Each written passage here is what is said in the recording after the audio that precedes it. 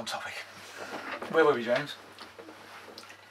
We don't know. We were talking about the father, weren't we? We were. Yes, the father of all complexes, to go along with the mother of all complexes.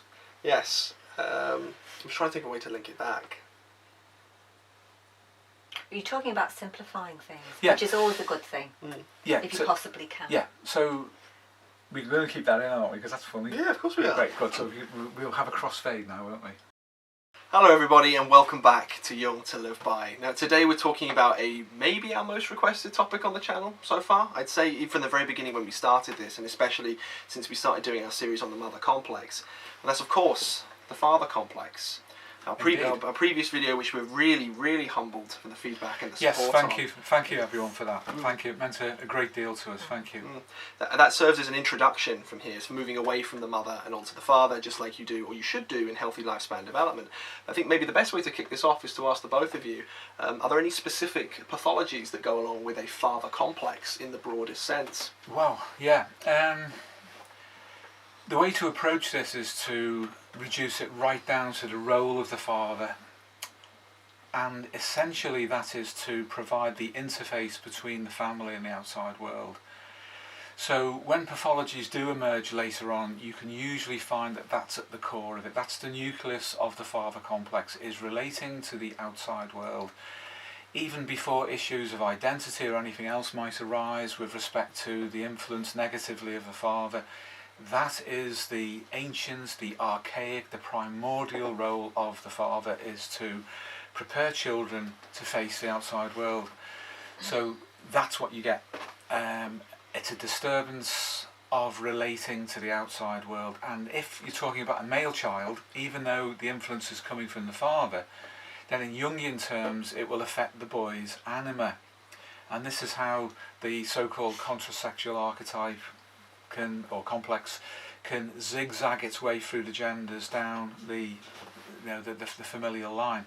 And it's another reason, again, and I emphasise it again, why I avoid using the terms anima and animus except in a very generic and descriptive sense, because in real world application it's all about relating, and the gender element is a distraction and an illusion very often.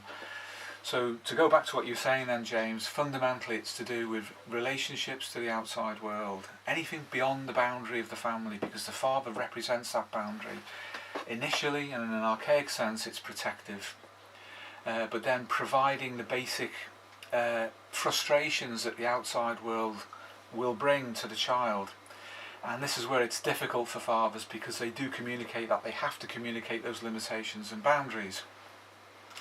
The mother provides, or should, in an archaic, and I'm thinking in an archaic, a Paleolithic sense here, not in a politically correct sense, not in the sense that might be determined by our present zeitgeist or culture, but right down in the archaic level of experience. The mother provides the caring and the nurturing, the safety, the environment within the nuclear family that nurtures the child. But then as the child explores the outside world, the father provides, or should provide, both safety and instruction about the limitations that will come from that outside world.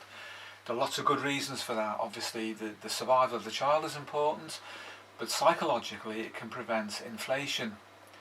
If you imagine a child who gets everything he or she wants, absolutely everything, and is overly mothered in that sense, then they'll get one hell of a shock when they encounter the outside world.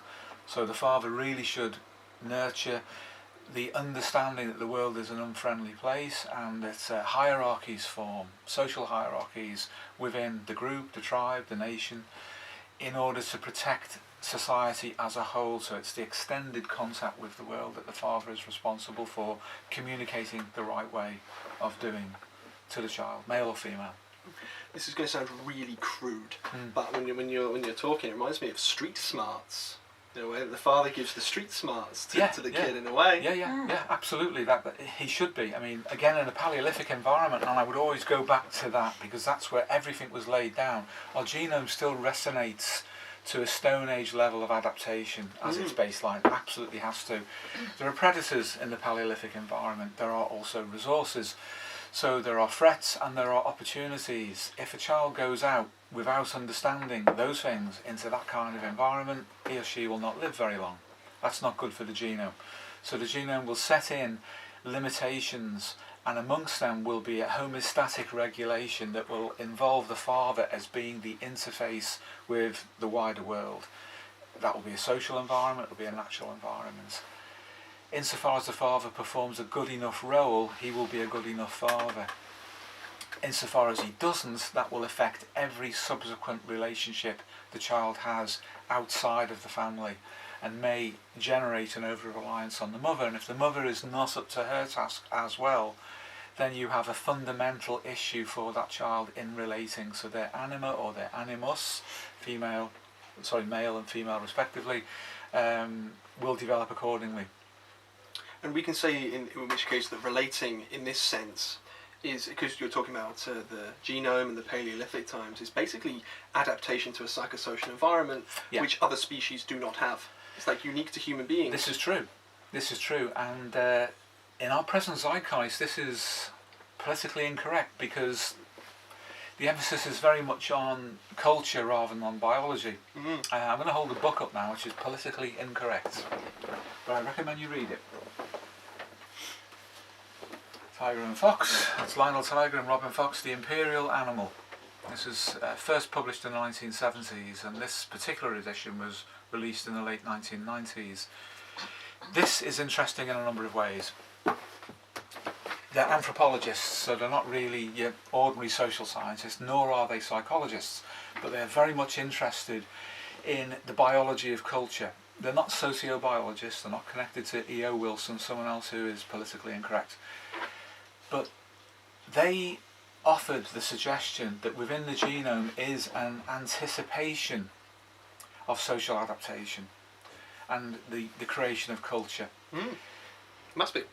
Yeah, I mean, for those who are familiar with the work of Noam Chomsky and his idea of a language acquisition device within the brain which allows children to learn language, they suggest that there is a cultural acquisition device as well, in broad terms.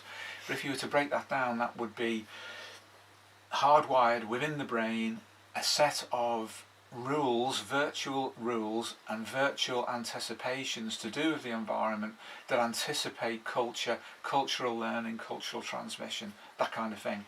The father as an idea within the genome, as a virtual representation of a male caregiver, will be present in some form within that. They call it the biogramma of the species. This is similar to Jung's ideas of archetypes, but they're not the same. They're not in an isomorphic relationship.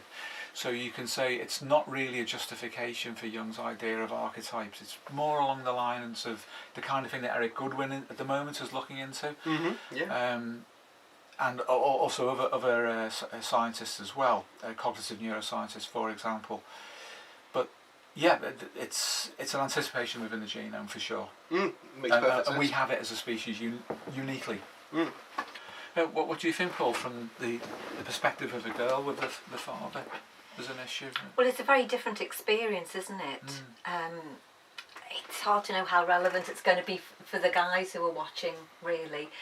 But I think there's a number of ways it can go. Like you say, Steve, that if you have the kind of father who is maybe either absent physically and or emotionally, then it will make that transition for a daughter too into the outer world much more difficult.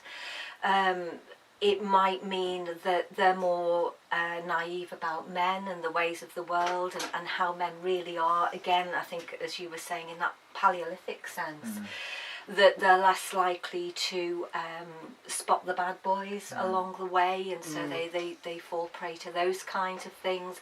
But I think also too, where the father has almost been too involved with their daughter and maybe been overly protective as opposed to absent, then you can get a different kind of adaptation where the daughter almost has a kind of an over-reliance on men to do things for her, and as a daughter and as a woman in her own right, there's a kind of fragility, psychological fragility about her, and because of that, then she will then, as you rightly say, Steve, when she goes out into the outside world and she's seeking relationships with other men and developing her ability to relate, then she's likely to fall into that adaptive pattern of looking for men who will support her psychologically in a similar way to what her father did. You know, that may, because the relationship on the surface may appear to be good between the father and the daughter, that's one that slips under the radar, because it's not as obvious as if you've got a father who's maybe you know, either absent or brutal or aggressive, you know, emotionally in some way. So it's more of a subtle thing, but nonetheless it causes injury, and it causes problems with adaptation for the daughter. So I guess just like with the son, there's a number of ways in which it can play out. Yeah, interesting. So a father then who contained the daughter in that sense, which would be a play on the idea of the Electra complex, which is the female side of the Oedipal complex for Freud. The Oedipus complex is a Freudian myth, I'll use that term, in the sense that you definitely find cases where it is true, but there is the obverse, in a sense it's hidden inside of that, where there is the abuse from the parents rather than the attachment from the child. That can cause problems. That's a topic really, I think, for another video all on its own.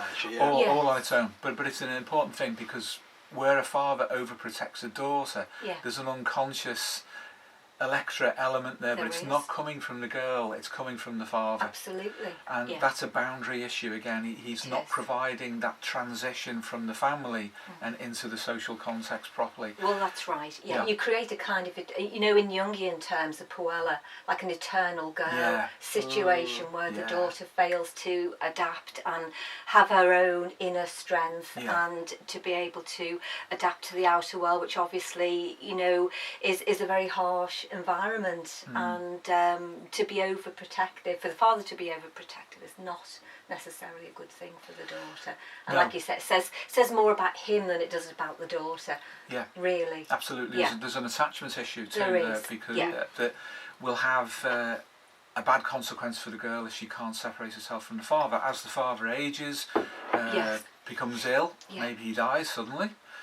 When he's young. That would be shocking, wouldn't it? That would be very, very shocking, because then there is nothing to interpret the outer world or to filter it for her. She'll be cut adrift.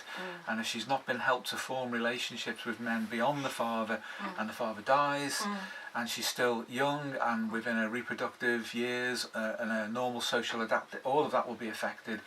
So that would be the kind of quality that would emerge, isn't it, really, specifically to do with father and daughter, where the father complex is active. On that then, if we run with that, there's a theme in lots of movies. I mean, you've got a daughter, maybe she's in high school or college in America, and she's got a father, obviously, and she brings a boy around, and it could be the nice boy or the bad boy, and the father goes, no, he's not good enough, he's not good enough, he's not good enough for my daughter.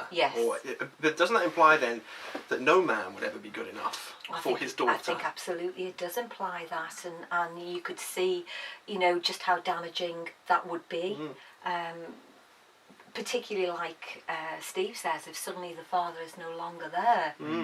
And how does she then, you know, mediate with the outside world? You know, that rock that she's been used to relating to as her father is no longer there, and yet, you know, she can't extend or engage with other men beyond her father in the outside world, because he was so influential on her, and that's a deep wound, really. So we could see that manifesting then as a general, in whatever form, subtle or otherwise, a disengagement from men in a romantic sense. So even if it's like, for example, the woman gets anxious around men, to pull back, something like that. Anything like that with the complex is basically whispering in the ear, Daddy. All the time. Yes, absolutely. And, you know, some women, I think, struggle lifelong with that. It's like you know, regardless if they do manage to get into a relationship, that longing for the father still persists over time, particularly if it's not accommodated in the relationship that she might have subsequently had. So yes, these things do have long-lasting effects. They do play out over and over again, and you know, you see it. I mean, I have it with say, have it in my family rather than our family with my sister, for example, who found herself in a relationship with a much older man. 19 years older. He was about yes, I think it was 19, it was about that, wasn't it? Yeah. And that was quite an interesting scenario, in so much as she wasn't a particularly maternal person, my sister. But she hooked up with this guy when she was probably in her early 30s, would you say? It was 1983, so you can work that out really. She's born in 1957, so 26, 25, 26. Oh right, so mid-20s. So just approaching that trickwire. Yeah. And she kind of held off on having children, obviously, for quite some time. I think she got... 1991. Was it when she got pregnant with her son? He was born in December, wasn't he? So yes, nine months back from that in the same year. So she was. I know she was 34 when she had him. Yeah. And it was almost as if she was being pushed biologically to reproduce. Oh, definitely. Yeah. Without a doubt. And I think that it's sad to say, but I think the one time that they actually had some kind of a physical relationship together, she got caught. Yeah. And it was almost as if circumstances had arranged themselves in order for that to happen. Oh yes, so I can see a comment brewing here, Steve. Yeah. It's just because I have a particularly good memory. You do have a good memory, and that's fine. Yeah. For dates and for context. They were together 8 years, just over, before she got pregnant, and she was obviously getting very, very upset about that. She hated the idea of children, didn't want children, and as you say, she just found herself being forced into it. She was an awful mother. He was 19 years old. He had a family beforehand. He was already a father. Yes, he was. And he became a replacement for your father and your sister's father for her, because she had failed to adapt to relationships. She had a horrible aspect to her. Being perfectly honest when I say that, it's like she had the worst of your parents condensed, mother and father, into one one personality.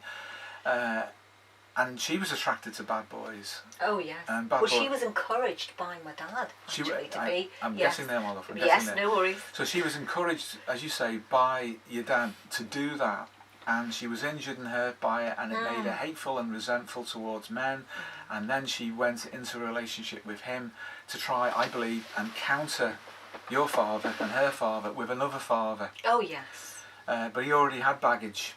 Without a doubt. And he already had a grown-up family. And, he did. When he died, actually, eventually, as we all did, but when he did, that caused terrific problems, which we know about, and there's no need to go into, but it's to do with family issues and what have you.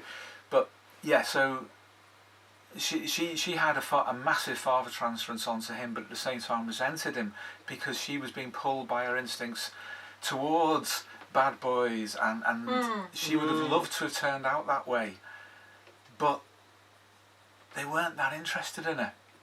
To be quite blunt, she wasn't an attractive girl, both in her appearance or in her character, and that meant she was just used and dropped. And so she just picked up on some guy who'd been through the process, had a family, that had split up, he was a father, and she was looking for the father replacement to heal that wound, probably at the same time heal the injury of her own instincts, not knowing which way to go and how to solve her own personal equation in relation to her animus, her relating function. The idea that you mentioned about the one and only time, that came later when the trouble in their relationship post the birth of that child, which actually widened the gap because they were both immature psychologically despite their age. The resentment between them just grew. She seemed to hate him because she got pregnant, but she was being impelled by her instincts to do it. And because she was out of touch with her instincts, she was unconscious and she was resentful and nasty towards everybody. She basically turned on him, and then he had to have an alibi for why he got in that state. And then part of the family myth was that it only ever happened that time anyway, and so on. and they were incompatible and all of that stuff, and that's how things can go wrong. It's a good example, really. It is a good example of how things can go wrong in Yes. relation to the influence of the father. Yeah, and a lot of it, of course, was downloaded into the son, which you would kind of expect. She would physically abuse him. Well, she would. Yeah. I mean, I've seen her do it. Me too. And he would be a relatively young child at the time, maybe around 2 or 3. Yeah. And she would And actually older. physically sit on him. She'd wrestle him to the She ground would. aggressively She and would. sit on his chest to She subdue would. him in Yeah. our house, Yeah. in front of us. Yeah. What? Yes. Oh, yes. What she would do is she would let him run riot through the house, damaging things. That's right. Yeah. And glare at me as if to challenge me to say something about that, because this is part of the attitude towards men. And then she will display how she can control him. Yeah. And so she wrestled him to the floor and Yes. sat on him. Or we just kick them out of the house and never invite them back again. Well, It came to that eventually. Okay, there you go. But It did, yeah. yeah. It's a family issue, so It is. I had to appreciate that it was Pauline's sister and all of that. But obviously my own instincts were totally against that, against the abuse, and not only of the child, but the abuse of the wider relating function, which had to do with how she would relate to me, Yes. and how she'd relate Oh, to she was Pauline. definitely hostile towards you, and you know it just shows how complicated families are, really. Because my mum, who'd obviously had an awful relationship with my dad, at this point had replaced him with somebody else. Yeah. And because she was a relatively gentle, caring person on the positive side, she kind of scooped. I can't really say his name. No. But my sister's son up, and he became the child of their relationship. Yeah. And it just shows how complicated these things get. Yeah. And you could understand from a child's point of view how he'd be drawn towards them, because at least on the surface they were being kind and supportive, but of course it was fulfilling a need in them. The guy, the 19 years older guy of your Yes. sister was not a good father to him, so he went to what was in effect a replacement grandfather He did. as a replacement Yes, father. he did do that. So again, you can see where, Yes. where those wounds come in, and also his mother was such a, I won't say it, that his relating function, his anima, was obviously severely damaged by that. Yeah. Oh yes, without a doubt. And I don't know whether we should go there, but even some of the interactions between him and our son, because they were cousins, were a little bit iffy. And again, it just shows how it suggested something that was going on in the background potentially. It did, yes. And also when your father died, and obviously your sister's father died, I remember where we were in your mother's house, and she was there, and your sister turned to me and just said, "I hate you." I remember that. You know, yes. Where's that come from? It's an interesting psychodynamic. Yes. Because why would you do that? Yeah. I mean, your own man is there. If you're going to hate a man, why don't you hate your own man? Because your father's died. Yeah. But instead of resenting him, she resented me. Because of course you'd rejected her in Oh, favour it did, of me. totally. But that explains it, doesn't it? Really. Yeah, it does. That you were the man she wanted, and you were. Well, it's true. At one level. At one level. But yes. but there's also the idea of the image of the male, the animus, the father. Oh yeah. We were getting on obviously fine, and Yeah. that stood the test of time. Yes. That's what she hated and resented. She'd lost her father. She was stuck with someone 19 years older. Yeah. And she'd made a play for you. she did. She Well, had that was right going at the. nowhere. I know, but No. but she had, and I know Yeah. you don't like to talk about that, No, but it Yeah. is nonetheless true, and obviously that's Yeah. the rivalry between sisters to Yeah. some extent. Yeah. Can I ask then, do you think your family, Pauline, then was particularly out of the norm? You might think so, but it's not necessarily implicit. I'd say not. Sorry, that question was for you. I beg your pardon. No. Sorry, everybody. Well, I think that was probably the right answer, though, Steve. Thank you for that. No, probably not growing up in it. It certainly didn't seem that way from the inside. My It was experience pretty standard. Yeah. of other families Yes. growing up is that it's just part of the way that everything mixes. Yeah. You know, and that's a particular expression of a combination that's common. Yes. enough. So it's not, and also there's so many people that we meet at the moment through Jung To Live By who've suffered from a combination of factors which could be said to be similar. Yes. So in that sense, it wasn't unusual. Yes. the main reason I wanted to, and I'm sorry if I've overstepped the boundary here, Pauline on the camera, not this one, one watching in the future. If this isn't censored, she's approved it. The reason I wanted to mention is I thought it was exemplary in an average way. Yes, it is. There's so many families have these kind of dynamics, Yes. but the thread that runs through it is the father. Oh, definitely. In one form or another. Yeah. Your father damaged both of you in different ways. And how that effect took was dependent partly upon your innate character in both cases.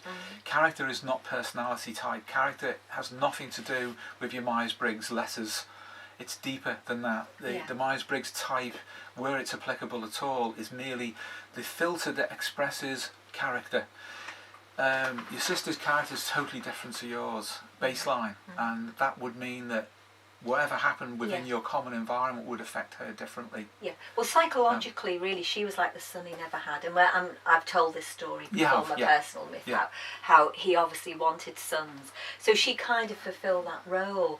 But for me, it was very different, as you say, because we're very different characters, and I think what that did to me was it was a very brutal initiation into the real world. Yeah. And that was shocking in and of itself, and to go into sort of the world of work at 18 and to find, that it was such a difficult place to be, and with no resources really to fall back on, because the way hadn't been paved for me to sort of. And that's my point. Yes. That's what we're saying. Yes, it is. The father that contains one daughter out of two in this example, you were contained and controlled, and she was sent out to be basically promiscuous, whereas you were kept in reserve. And that's him. There was something wrong with him, and with his anima. Oh, for sure. And then how that filtered down and fed into your animus and into your sister's animus. But yet your what's the plural of animus? Your animi, animusi, whatever. That's conjures a very unfortunate yes, it did, image. Didn't it? Yeah. Animi will do. Yeah, animus, yes, well, we all have one. Never mind. It's but tying you up right now. It's the difference. And that's partly to do with character and partly to do with the selective pressures put upon you by that which shaped your respective animus. And then, of course, there's your mother's animus as well, and how that was formed and interacted. Because that was a double whammy, really. Like I say, I had that kind of brutal initiation into life by him not, providing the way, and she had a weak animus, so she was completely. My mother was completely and utterly useless in that regard. Which is not a good combination. He was not a good father. No, in any way, and he didn't provide the proper support for you both. He didn't filter your experience correctly with the outside world and allow you to be released into the world properly. And the same happened with your sister, and that produced a series of bad relationships for her that meant that she ended up marrying a father figure and then hating him. Yes. That's an example, a lived example of the damage the father complex can do, if you like, to a girl. But this is another good point. Do we talk about the animus, the father complex? What? Yes. What's the difference? Where are they similar? Yeah. If you think about the relating function, it makes it simpler, because that's what actually happens. So what's the difference between the animus in a woman and the father complex? What is it? Well, one is definitely, in most cases, angled towards pathology, it seems, whereas the relating function is something which you can adjust more readily because it's natural. We all have this innate expectation that we will relate, and that includes what these guys talk about and have talked about for 50 years, to do with the expectation biologically of adapting to culture, and then the role of the father within that. So the relating function is neutral. The father complex is bipolar in the sense it can be positive or negative, bits of both probably. But for most women it seems it has a dark side to it, hence what you've discovered that over your 40 years of experience yourself, to do with the image of the bad boy, the paleolithic representation of that, the Bluebeard myth, all of these things, and then lived experience shows that there is that inclination with the father complex for a woman to be different in some way than it is to a boy. And of course the equivalent for the young boy is the mother complex. But the relating function is different. It's innately neutral. Yeah. There's a qualitative difference there. Well, if Ross is correct and that complex is a state-dependent memory-learning behaviour, then that means that regardless of your experience of your father, your relating function is still there. It's as if, maybe this is right, maybe this is not, there's under certain conditions, which could be massive, or even everything really, if it's about relating, the father complex just gets control of the animus. But it doesn't have to be in control of the animus. You can scrape it or get away or change the influence that it has over it. Yeah. And when we talk about that, there's a problem, I think, and I know you guys know this, we've all shared this together, the idea that if we talk about the animus and then the father complex, you're beginning to drift away into very weird reified ideas. You go away from what presents naturally. You go away from real life and you start to go into the hypnotic induction of fantasy images, and it takes you away, it lowers consciousness. And if you want to help people in a relationship, do not go on about the anima or the animus necessarily. There are conditions under which that's important to do. But in relationship therapy, if you talk about the relating factor within the relationship between the people concerned, they understand that. If you start to talk about the anima and the animus, it's like, what? It's just unnecessary. It's unnecessary. You then have to learn a whole classification, of coming to therapy, I'm suffering. Here's Jung's collected words. Yeah, and it's like, I'm so sorry, I'm going to make you very ill now because I'm going to give you all this crap that will make you feel even worse than when you came in. With all these strange ideas that don't belong in your personal life or anything to do with your relationship, but you have an anima and an animus. No, you relate. That's what you do. And relating is instinctive. To give Jung his credit, when he talks about the negative effect of the parents, you can find videos, good ones on YouTube. There are a lot of bad ones out there where people just basically read Jung out of a book as if it was an original idea. I mean, come on, get some real experience. Are you saying that when someone comes in suffering to me, I should stop giving them ion to read? Yeah. Yeah. Unless they're on the way to the toilet or something. Well, yeah. If they've got IBS or something. Irritable bowel syndrome. Oh no. Oh no. This is one of the worst offenders. It's a nice book. It's not scary. There are plenty of worse, more scary books than this. Yeah. Anyway, that's aside. I'm sorry. I'll try and get back on track. Well, with the case study that you gave Pauline about like your own family, it's one. I think it's very surprising. I was like struggling to keep up in places because you've analysed it so much in a practical sense. Yes. So like for guys watching or girls, or in particular girls watching, it's like, well, I notice symptoms. That's always the way to start with like practicality with this. I think I've got symptoms, and obviously people aren't going to be expected to understand everything you guys do, but it just goes to show how complicated things can be. Yes. I do think that's exemplary in that way. Yeah, it's the ability to resolve things down. Yeah, that's important. Don't make them bigger than they are. And if you overburden people with theory, that's what you're doing. You're making it worse. To make it better, you have to remove those things. Theories are virtual ideas. They are not real. Real people are real. Real relationships are important. So resolve it down. Don't complicate the picture. But what I was saying about the YouTube videos, there are some. I can't recall the name of the guy. There's one guy who does really well where he quotes Jung and he uses a lot of old films to illustrate what goes on. We'll put it in the description if we can find it again. But he talks about the Jung in this particular video that I'm thinking of right now about the negative effects of a positive mother complex. But he talks about it in the sense that it's the anima. Okay, well, what really, to cut all that crap away, what he really means is that when the influence of the mother has apparently been positive, it can affect a young boy's relating generally across the board, and that then brings about characteristic issues in that young man's life. That's all you need to know. Dump the rest of the theory. Let's get down to sorting this out. Can you pass me that one? The book. Oh, you want your little stands? Yeah, one of them. Yeah.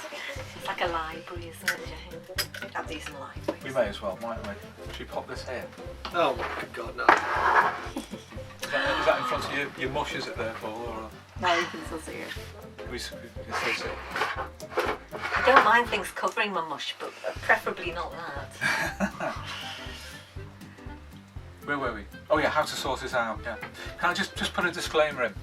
This is a copy of Ion that Pauline bought me, which is separate to the rest of the collected works, and I do treasure it, but only because she bought it. Mate.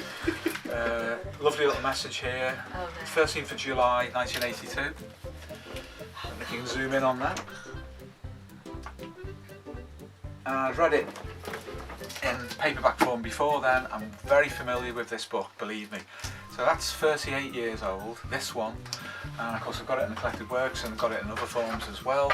So I know about this book, and James, Paul and I will be doing an Ion Revisited series, and we will look at it from a proper perspective, not an inflated, stupid, drunken, boyo, drugged. I'm out. We'll look at it properly. We'll look at its significance in terms of the history of psychodynamics. We'll look at it in terms of its history of depth psychology, cultural context, including its present misuse in the culture as well. This is not a book to be afraid of. I respected it for a long time. And then once I fully understood this in its context, then I regard it as a book I once read. And that's it. Thank you. So, back on topic. Where were we, James? We don't know. We were talking about the father, weren't we? We were. The father of all complexes, to go along with the mother of all complexes. Yes. I'm trying to think of a way to link it back. You're talking about simplifying things, Yeah. which is always a good thing, Yeah. if you possibly can. Yeah. So we're going to keep that in, aren't we? Because that's funny. Yeah, of course we are. Great. Good. So we'll have a crossfade now, won't we? Jane crossfaded. An incident or whatever it is. Well, you can leave this in if you like. But you could put some music underneath it or something. That'd be nice. Yeah, keeping things simple is very, very important. Experience does that. Life experience tells you to resolve things down. Inexperience compensates for the lack of it with the overgeneration of ideas. That's always the way. But when it comes down to working with issues like the father complex, do not overburden. For those guys who want to work in the real world rather than the virtual world of their own head, if you want to work with other people, well, it's the truth. I've done it. I've been It there. just reminded me of certain people. I've spent a lot of time in there. It's not a pleasant place. It's far better to relate to the real world. So when you do relate to real people, you're trying to laugh at me. I am not doing Throw me off like anything this, you are. of the sort. Okay. Yeah, when it comes to working with real people, you do need to simplify things and keep it down. There is such a thing as a father complex, there is such a thing as a mother complex. You can demonstrate this, and Jung did it, and I'm going to show you another book by Jung, which is a good book. There you go. Oh, it's a good book. Volume 2. Now for my next one. Experimental Researches. Volume 2 of the Collected Works, very early on in the series. This is far more important than Ion. Baby jumper. Far more important. You Father complex. You only need Ion to iron your Thank you, clothes. James. This though is real. This will give you, if you're a budding psychotherapist in the real world who wants to work in depth, this will give you the foundation, along with Breuer and Freud's studies on hysteria. I think this is on the same level as that. And if you want to know what Freud's position was on this, then read his 5 essays book, which he delivered at Clark University in 1909. Jung was with him, that was in the United States. A very interesting take on complexes from Sigmund Freud then, because he was still working closely with Jung. Jung lost his way after that, unfortunately. We all know what happened to him. He started to write in this cherry-coloured little manuscript book of his and went quietly insane, which is sad. If he'd have kept this up, we wouldn't have had the monstrosity of cognitive behavioural therapy.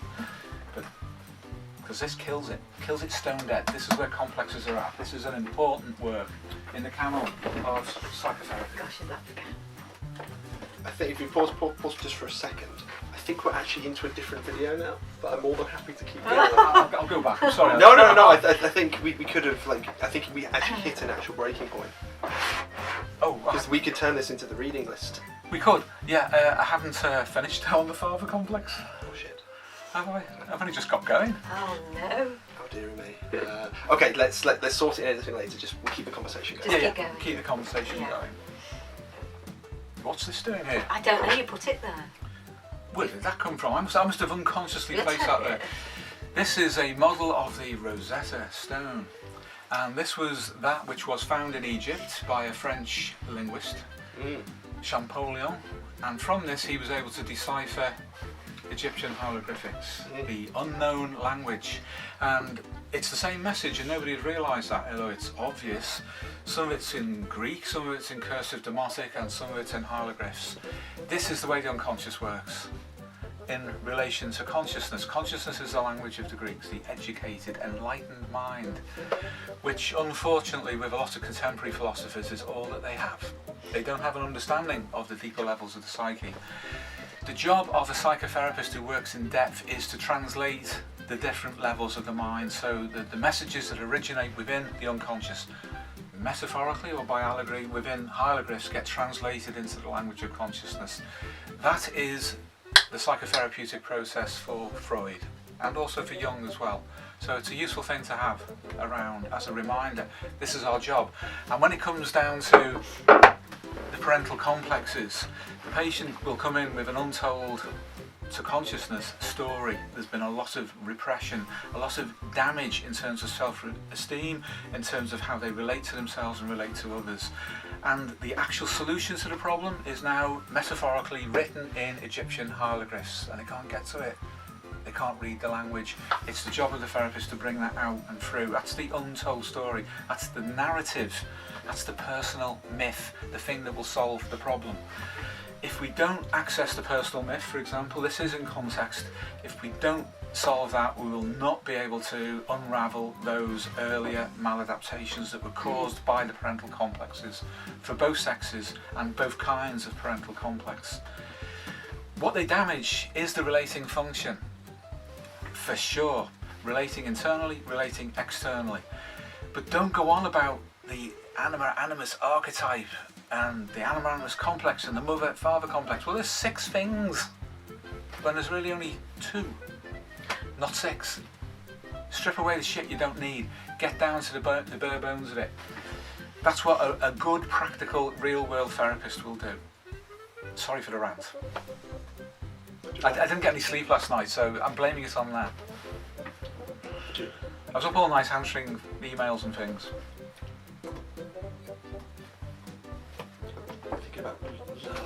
Logistics. Oh no, it's well gone today. Oh, no. Like break into the blue moon now. Bail out. It's a one-man show today, I think, James. Yeah, I must be having an abasement of consciousness. What do you think about Mysterium Conjunctionis? Oh. Are you serious? Well, I think it's probably the ramblings of a psychiatric patient in disguise. Now you've done it. Well, it's the truth. If you turned up with that in a psychiatric unit, you wouldn't get out again for a very long time. If you produce that, the contents of that, without it being in, say, an orthodox religious context. Oh, yes. If you do that, it'll be considered normal. Just about. If you strip it of that, then it starts to look psychiatric. This is just the truth in the real world. I'm not saying it's valueless, don't get me wrong. But what I'm pointing out is the shadow cast by works like that. The shadow that will fall on people as an impression, that will penetrate deep into their own unconscious and then mobilise unactualised aspects of your own life. They then become systematised, they draw your attention to them, and you start to live your life by proxy through that kind of thing. It's an allegory, it's a metaphor, it is not real. You can have it as a model in your mind that is an illustrative metaphor or allegory of a process, but it is not real. Do not mistake it for being real. If you do, you'll end up in a psychiatric unit. You know, I would say it is valueless from my point of view, but also it's freaking dangerous. Yeah. I remember reading not Mysterium, but it was Psychology and Alchemy. It's like collected what, 12 or something like that. He's got it. 13, I think. 13. Alchemical studies is first. Whatever. Oh, No, Psychology and Alchemy. Yeah. Yeah. Yeah. Mysterium is fourth. Near the beginning of that, he goes on about like ion-based things. He's talking about how the human soul is like Christ because it's always held in the balance between good and evil. That fucked me up. That fucked me up. Yes. This is the material I'm meant to be drawn to, so I think it is valueless, completely, from my personal opinion. And don't read it. Because wonder what reason would you read it other than amusement? Well, yeah. Like, and even then, why wouldn't you watch TV or read something better? I mean, being serious about it. Yeah. In the real world, that's what it's like. In the virtual world, you can imagine anything you want, and you can play around with this. And Carl Jung is the next Messiah, and Edward Edinger was his prophet. You can do that because Edinger, bless him, should have known better. He was a psychiatrist, allegedly. But the way that he performed would have got him sectioned by his own hospital if he'd have come in and produced that outside of the context which legitimised it by saying it's Jungian Depth Psychology. I'm being serious here. You look at the actual content of the material that walks abroad inside psychiatric units. Jung knew this because that's where he discovered it. He discovered it walking around in the Bergholzli, and he internalised it. It definitely destabilised him. It's funny to me in a strange way because the way you're describing it, I can imagine a sitcom with Jung and Edinger and all the lads in there. All of them slowly go mad. That's a novel I've got in right here. Really? It's called Shrink Wrapped. A Tower of Babel building where all these different schools of psychotherapy are. And there's a psychopomp in there who's just the janitor, who's the wisest of the wise, and they all think he's stupid. And all these different patients come in and go through the different forms of therapy, working through the Tower of Babel. But the guy who knows what's going on is the janitor. The guy who flushes the toilets. The guy who cleans the floor. Exercise in humility there. Absolutely. And that is a pure Jungian take on that kind of establishment because the psychopomp is the humble guy. The guy who knows nothing and knows everything. This has definitely become a reading list video. How should we manage this? Should we go back and finish the thing, the Father Complex, and then return back to this? Yeah. Because the reason why I say reading list is because you've done studies on hysteria, collected works 2, Ion, Psychology and Alchemy, Mysterium, Imperial Animal. Well, I mean that'd be in the Father Complex one, though, wouldn't it? Yes, it's yeah. We could do a proper one on a reading list. I'm sorry this is wandering off. It's just the way well, that's it. It's like so what happens when I don't sleep. When the defence mechanisms go down, it just pours out. Yeah. All the crazy intuition. The Edinger complex comes out straight away. Yeah, but that was obvious that was going to happen, wasn't it? Yeah.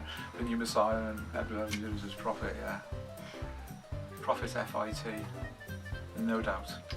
As happens with certain coloured portfolios that are being produced in series at the moment. The black books. That series of coloured portfolios. Thank you for watching this episode of Jung To Live By.